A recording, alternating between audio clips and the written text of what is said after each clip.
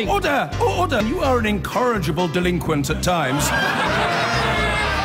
Behave yourself, man!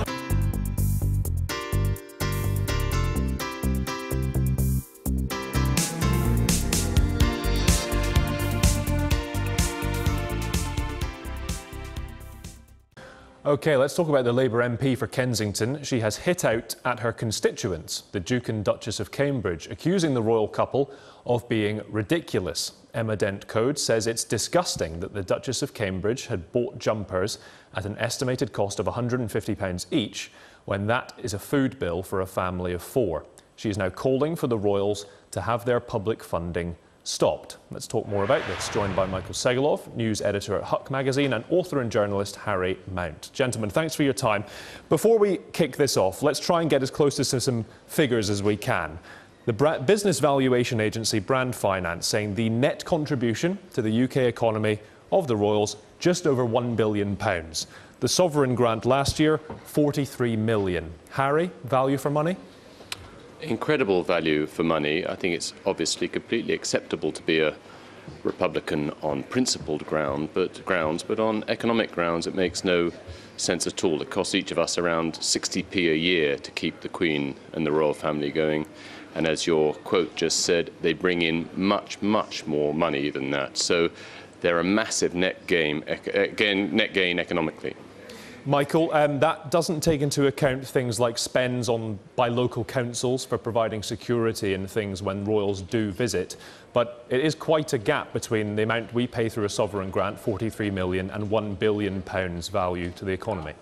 For sure, and let's just add the caveat there that in the next few years, that budget will go up to £83 million. So whilst, again, it's not a huge jump, there is a jump there. But let's also be clear about what the monarchy represent and what they do. I don't think I'm suggesting for a second, and I don't think that people like Emma are saying we should do rid of the history, the culture, the heritage that should be preserved, what the monarchy has done in the past. And that's a lot of what the monarchy bring to the table here in terms of tourism. What we're talking about is the opulent lifestyle, which is still funded by taxpayers, which the monarchy involved themselves in, and also the power which they're still afforded in this country, which I think the MP for Kensington has every right to pick up upon. Harry, a response to that? I suppose we could argue that with the money that they generate from land and property, the Queen in particular, why do we need to fund them through taxes? Because they do an awful lot of public roles. I mean, it's worth remembering that the Queen is the head of state and actually costs very little compared to, say, the presidency in America, where £1 billion was spent on the presidential. Oh, seem to have lost Harry. Way of having a head of state. And actually, it produces a very, very stable, well-run country with the same system of government that's persisted for 1,000 years, and a lot of countries with ineffective head of states would be very, very jealous of that. Michael, they'd be jealous if we got rid. I mean, by Harry's reasoning, we should get rid of Parliament altogether and have the Queen run everything. I think democracy is important, and I wouldn't put a price on that. But I also want to bring this conversation slightly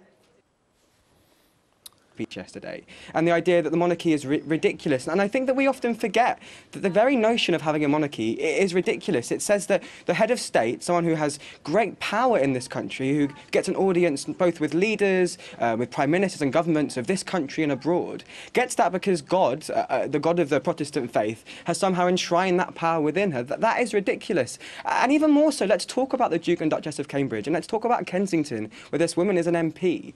Only a few months ago, let's not forget, we had people dying in an avoidable tragedy in the Grenfell Tower disaster, living in poverty, while just a few miles away, less than that in some cases, the royal family were living with their handservants and their handmaidens and God knows what else.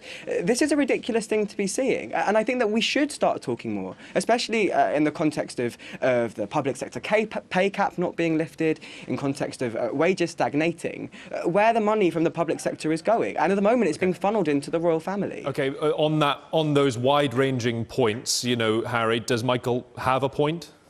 Michael does have a point that, logically speaking, monarchy makes no sense at all, the idea that you have a hereditary head of state. But actually, it just happens to work and has worked for 1,000 years, and 80% of the British population back it. And of course, what happened in Grenfell Tower was an utter tragedy, but that's entirely different point from the way the grandchildren of the monarch happen to live. And I think most people in Britain, again, I understand Republicans' points, would be perfectly happy and expect the head of state's grandchildren to live in some state. Michael, in terms of what we've alluded to here, the popularity, is the wider issue here that people, 80% almost, are in favour of the royal family and the monarchy playing a part in Britain's future? It is the wider royal family that people don't like the fact that we're subsidising through taxes? I mean, for sure, I'm not going to speak on behalf of the entire British public, and my opinions maybe aren't reflective of that, and I think that in time, hopefully, we will see things change. Let's also be aware that the young royals, the Duke and Duchess of Cambridge, Prince Harry amongst them, have also kind of expressed their concern about the future of the monarchy. They themselves have said they're not sure about whether they want to take up the role of head of state, of sovereign.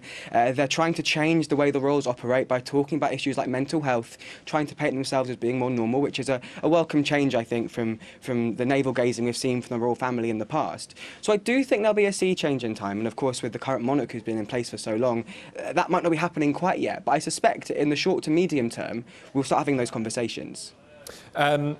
Someone on Twitter getting in touch saying that Emmerdent Code is right, we don't see a penny of this so-called money that they bring into the country, Harry.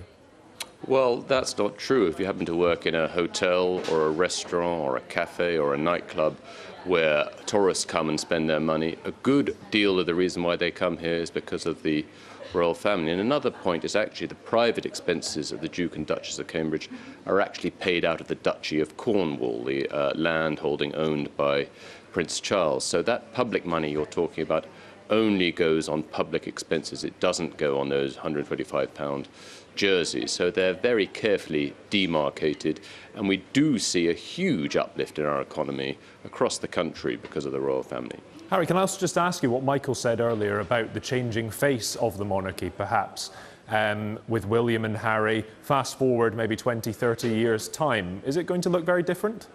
I think Michael's right. It already has changed, and them talking openly about depression and mental health, which is a very good thing, is a huge change that wouldn't have happened 30 years ago, certainly wouldn't have happened 65 years ago when the Queen came to the throne. But the monarchy has always adapted because they realise if they don't adapt, they might be got rid of. So adaptation and change is natural, and it's a really good thing. And as I say, 80% of the country likes it that way. Yeah, Michael, same question to you. Fast forward in time, what do you think?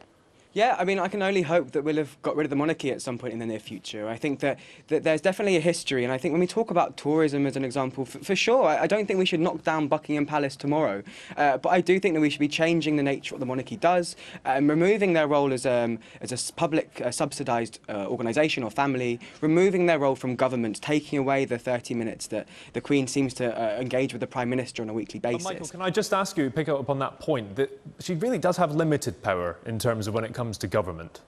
For sure, constitutionally limited. If she were to come out tomorrow, the Queen, and say, I don't want to see X piece of legislation passed, I suspect there'd be some form of revolt within Parliament, which of course she'll never do.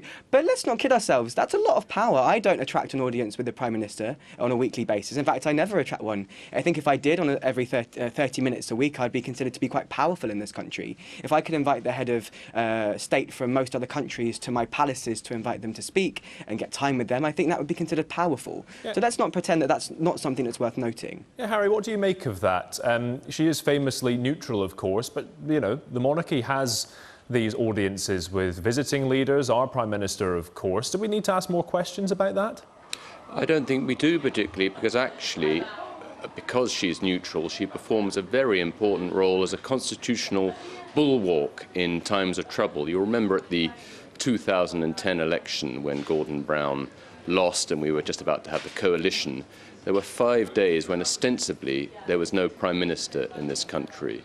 But there weren't riots on the street or tremendous panic because we knew in our heart of hearts that the monarch was still there. And that constitutional bulwark is extremely important. And as I've said, it works, even though it's mysterious and illogical. Very quickly, Michael, you're shaking your head, so I'm going to give you the final say.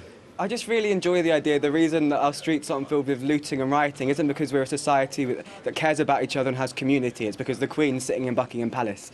Quite bizarre. OK, Michael Segalov, Harry Mount, thank you very much for discussing with us. Appreciate your time.